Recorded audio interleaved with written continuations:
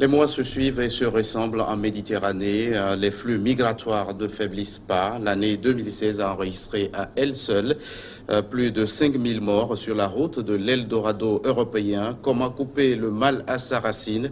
Voici une initiative qui fait parler d'elle au Togo. C'est un projet de sensibilisation à travers l'art de la scène, le théâtre pour lutter contre l'immigration clandestine. Nous en parlons avec Jacqueline Salah.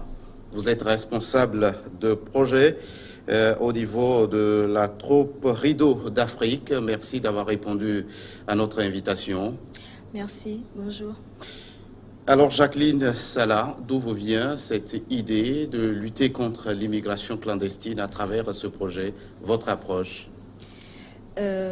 Cette idée, nous sommes des jeunes étudiants, nous sommes constitués en association et chaque jour quand nous suivons les différents débats, les différentes actualités à la télévision, nous voyons les jeunes Africains au bord des mers. Nous voyons les chiffres qui ne cessent d'augmenter.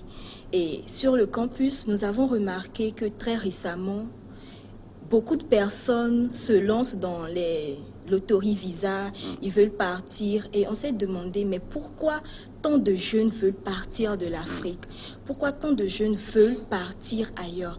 Or, plusieurs de l'Occident, plusieurs pays de l'autre côté viennent en Afrique investir. Ils trouvent que l'Afrique est un pays, est un continent neutre où on peut investir, où on peut créer. Et par contre, nous voulons partir. On s'est dit non, c'est qu'il y a forcément un problème. C'est vrai, nous savons que c'est la pauvreté, c'est la misère et tout ce qui va avec, qui conduisent la jeunesse à partir. On s'est dit non.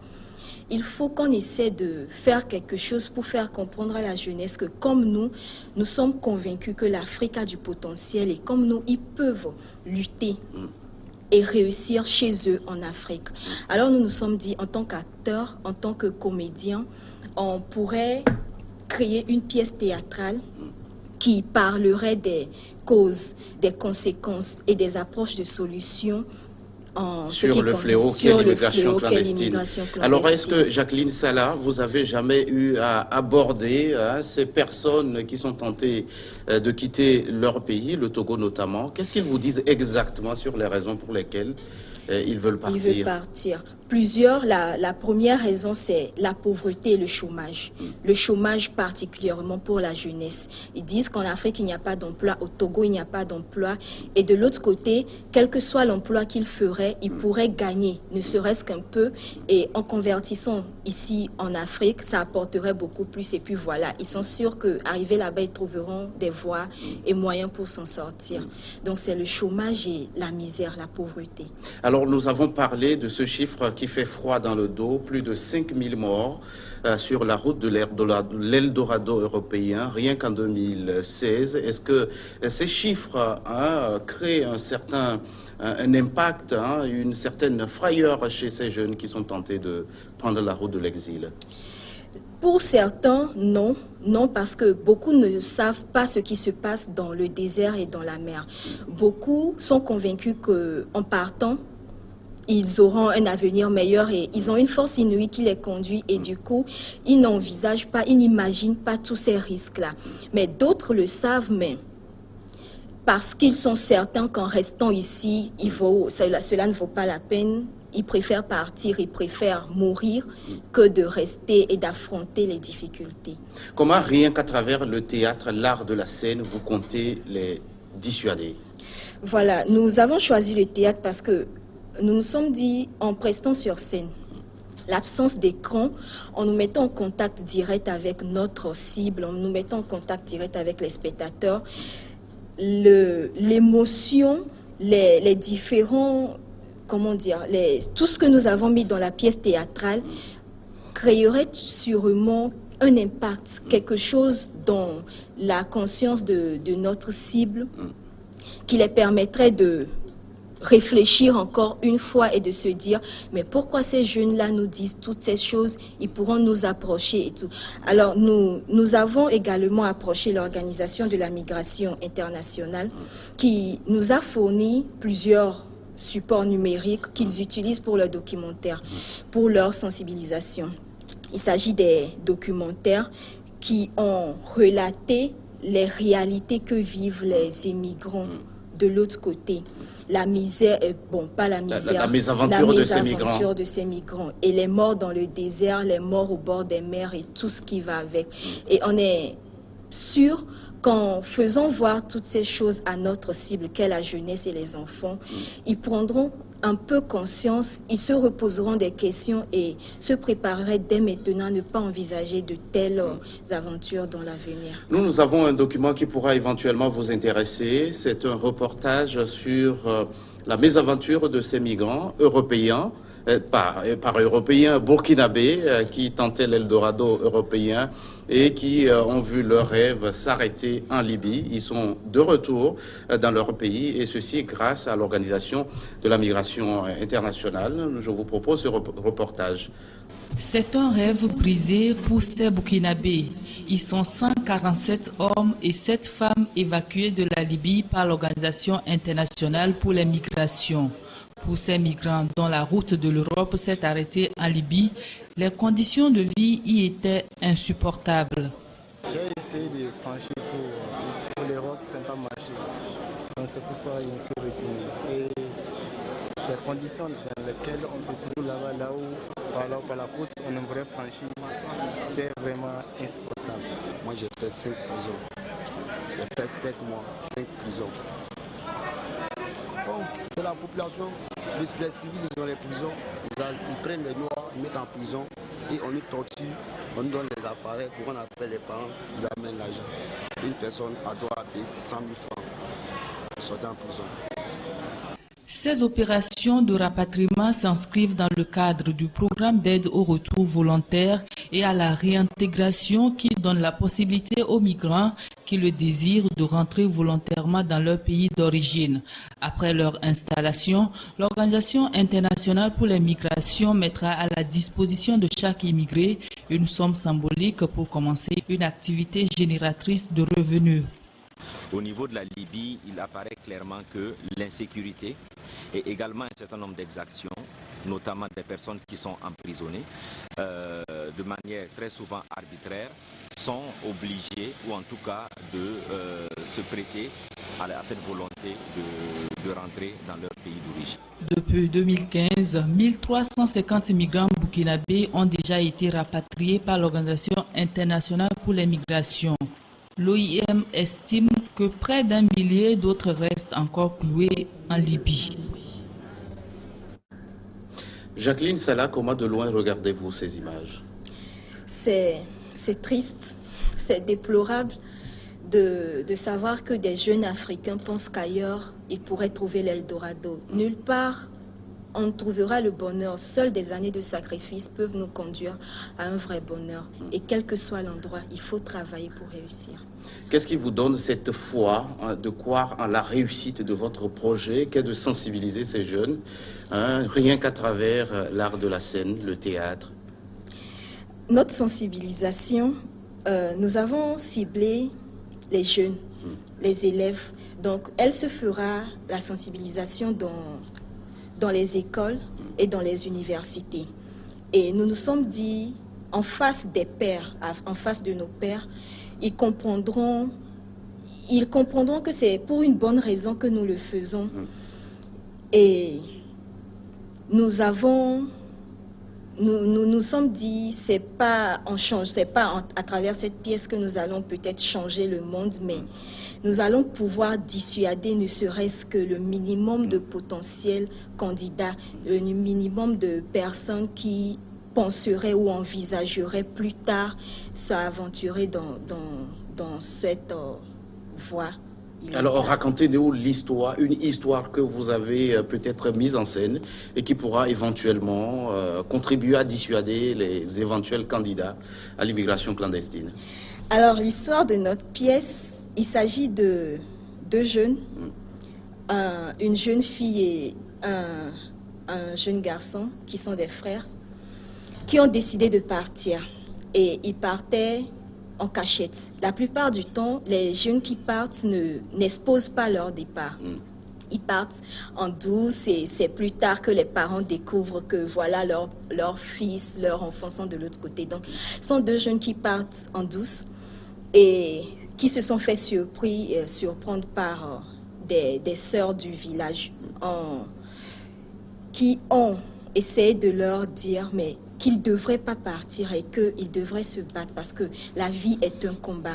Quel que soit l'endroit, la vie est un combat. Et à ces jeunes de dire la misère, le chômage, les guerres, tous ces fléaux en Afrique les découragent.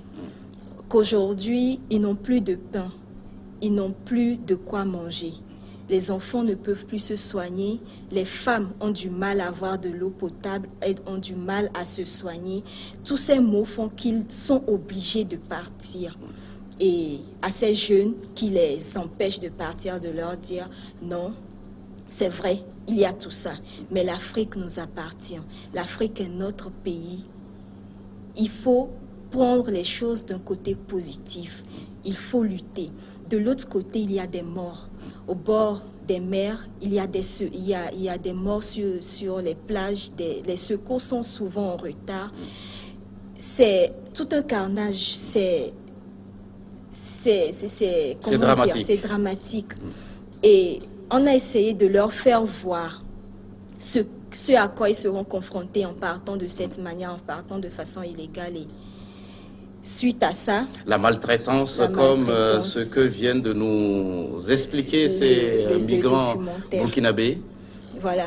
Et également un sage du village, le plus souvent quand les parents, quand le sage et le griot parlent au village, on écoute, on prête attention. Donc un sage du village qui vient leur dire non. Il faut qu'ils prennent considération et qu'il faut que l'Afrique leur tienne à cœur. Alors Jacqueline Salah, avez-vous le sentiment que votre projet peut véritablement avoir un impact si vous ne vous attaquez pas plutôt aux causes de cette immigration clandestine? Nous voyons les candidats à l'immigration clandestine, ils viennent des pays, comme vous l'avez dit, pauvres, où le chômage culmine, des pays en guerre. Est-ce qu'on peut réellement s'attaquer à l'immigration clandestine si on ne coupe pas le mal à sa racine, en luttant notamment contre les causes? En luttant contre les causes. C'est la raison pour laquelle nous avons pris attache avec des institutions comme le FAEJ, nous avons pris attache avec d'autres associations qui œuvrent dans l'entrepreneuriat et en disant aux jeunes de ne pas partir et qu'il faille rester pour lutter en Afrique, en leur disant qu'ils peuvent réussir en Afrique, on leur dit qu'ils devraient commencer à penser à entreprendre dès maintenant. Aux élèves qui sont dans les lycées, on leur dit qu'en arrivant sur le campus, qu'en arrivant dans leur formation universitaire, ils seront confrontés à des difficultés. Et c'est dès maintenant qu'ils doivent apprendre à entreprendre. En leur faisant voir la chose de cette manière, on se dit, arrivés à ce stade, ils auront de quoi subvenir à leurs besoins fondamentaux qui ne leur emmèneraient pas à choisir de partir de façon illégale. Ils peuvent partir de façon légale parce qu'on sait qu'il faut aller chercher des formations meilleures, parce qu'il faut reconnaître la vérité. Il faut reconnaître qu'en Afrique, on manque de certaines formations. C'est vrai qu'on peut partir de façon légale, mais de façon illégale, c'est ce que nous décourageons. Alors, dès maintenant, ils peuvent entreprendre, ils peuvent commencer à intégrer cela dans leur conscience. Alors, quelles sont les activités prévues au programme de votre campagne? Est-ce que c'est seulement à Lomé où vous allez parcourir tout le pays à travers vos scènes de théâtre? Non, ce ne serait pas seulement à Lomé. Nous avons déjà commencé à Lomé en avril, bien sûr. Nous avons commencé déjà dans une école d'enseignement technique. Et le message est passé, nous pensons, parce que les jeunes ont été attentifs, ils ont réagi comme on l'attendait. Nous irons ensuite à l'université de Lomé, c'est vrai, et ensuite à Vaughan. À Vaughan, parce que l'OIM a affirmé que c'est un phénomène qui touche, cette ville, elle est touchée par ce phénomène. Donc après Vaughan, nous irons à Sokodé. La région centrale est aussi particulièrement touchée par cela. Et ensuite à Kara. Nous aurons bien voulu aller dans la région de la savane, mais nous sommes limités à ces différentes localités comme phase pilote pour voir ce qu'il en sera d'ici décembre. Alors, il y a un phénomène qu'on perd parfois de vue, c'est les mésaventures de nos jeunes filles dans les pays du Golfe. Est-ce que cette situation vous préoccupe aussi? Oui, elle nous préoccupe aussi parce que quand on parle de l'émigration clandestine, ce n'est pas seulement quitter l'Afrique pour aller de l'autre côté de l'Afrique. Il y a aussi les différentes émigrations illégales qui se font entre les pays d'Afrique. Cette situation nous préoccupe. Nous, comme je viens de le dire, cette première phase, nous la ferons comme une phase pilote de ce mois d'avril jusqu'en décembre. Et ensuite, nous penserons à étendre cela dans d'autres pays touchés par ce phénomène. Nous penserons à remodeler notre stratégie en parlant aux jeunes filles de façon spécifique pour également toucher du doigt cet aspect de l'émigration clandestine. Alors, vous avez déjà eu des actions sur le terrain. Comment évaluez-vous leur efficacité aujourd'hui? Nous avons déjà été dans un lycée.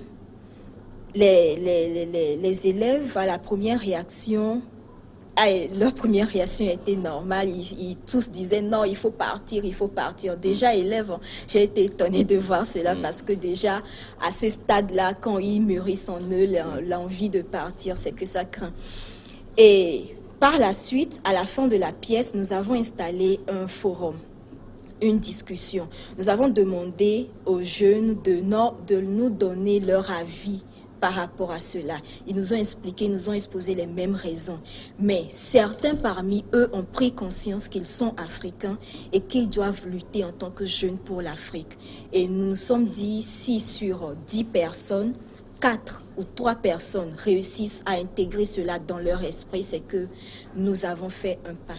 Alors, le problème aujourd'hui avec l'art de la scène, c'est qu'il suscite peu d'intérêt. Est-ce que lors de vos prestations, vous avez le sentiment de rassembler vraiment des foules?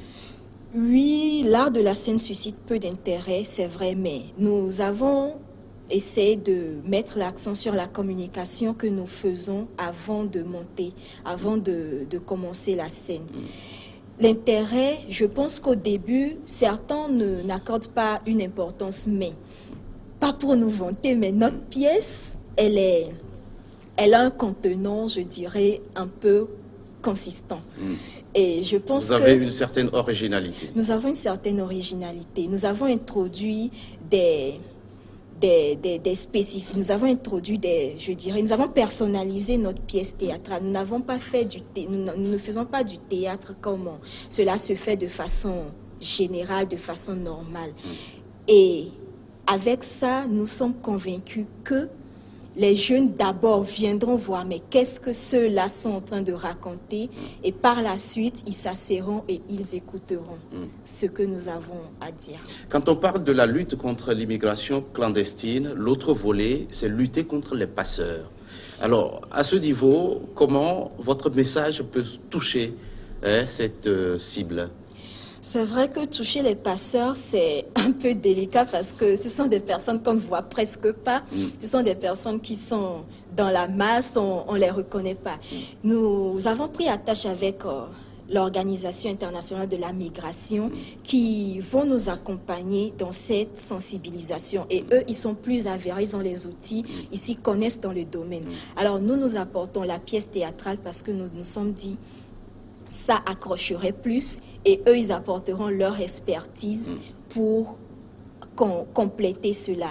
Les passeurs, je pense que ce serait un peu plus délicat, nous, en tant qu'acteurs, d'aller les rassembler et de leur dire que voilà, il ne faut pas faire ceci, il ne faut pas faire ceci. C'est vrai, c'est envisageable. Nous travaillerons plus avec l'organisation et nous verrons dans quelle mesure toucher aussi cet aspect de la chose. Alors, vous dites, Jacqueline Salah, avoir approché les pouvoirs publics pour les inciter notamment à promouvoir l'entrepreneuriat, accompagner à lutter contre le chômage qui incite parfois les jeunes à quitter leur pays. Que leur avez-vous dit concrètement? Nous avons approché le FAEJ, nous avons approché des associations qui œuvrent dans la promotion, dans la valorisation de l'entrepreneuriat. Nous leur avons dit, voilà ce qui se passe. Les jeunes sont prêts à partir parce qu'ils pensent qu'en Afrique, ils ne peuvent pas réussir. Alors, si nous leur disons de ne pas partir, si nous réussissons à retenir certains candidats potentiels, il faut qu'on leur apporte une solution. Il faut qu'on leur oriente sur des voies qui leur permettraient de ne pas prendre notre initiative comme du leur. Alors, ils vont former les personnes qui se sentiraient intéressées, les personnes que nous réussirons à convaincre. Ils vont les former et leur donner les différentes astuces, les différents moyens qu'ils pourraient mettre en œuvre pour commencer à entreprendre. Nous avons pensé mettre dans les établissements d'enseignement supérieur, dans les écoles où nous interviendrons, nous avons pensé mettre des boîtes à suggestions. Nous nous sommes dit que quand on parle de projet ou d'entrepreneuriat, c'est une idée qui naît. Et le plus souvent, les jeunes ne savent pas, quand ils ont des idées, vers qui aller. Ils savent pas, beaucoup ne savent pas comment mettre en œuvre, comment mettre par écrit ces idées. Et quand vous les approchez, ils ont tous des idées d'entrepreneuriat, mais leur problème, c'est avoir accès au crédit. Comment relever ce défi, Jacqueline Salah? Oui, beaucoup disent qu'il n'y a pas les moyens, il n'y a pas ceci. Donc nous, ce que nous ferons, c'est de recueillir ces idées. Nous approchons de la cible, nous recueillons ces idées, nous les orientons vers les institutions adéquates, vers les associations qui pourraient les aider à mettre en œuvre leurs idées. Et puis, on espère pouvoir faire quelque chose dans notre approche, dans tout ce que nous allons mettre en œuvre. Merci Jacqueline Salah, vous êtes responsable de projet de cette association Rideau d'Afrique qui lutte contre l'immigration clandestine à travers l'art de scène. Merci d'être passé sur ce plateau. Merci beaucoup. Allez, bonne chance. Merci à vous qui êtes restés en notre compagnie. Dans un instant, une nouvelle édition du journal sur votre chaîne.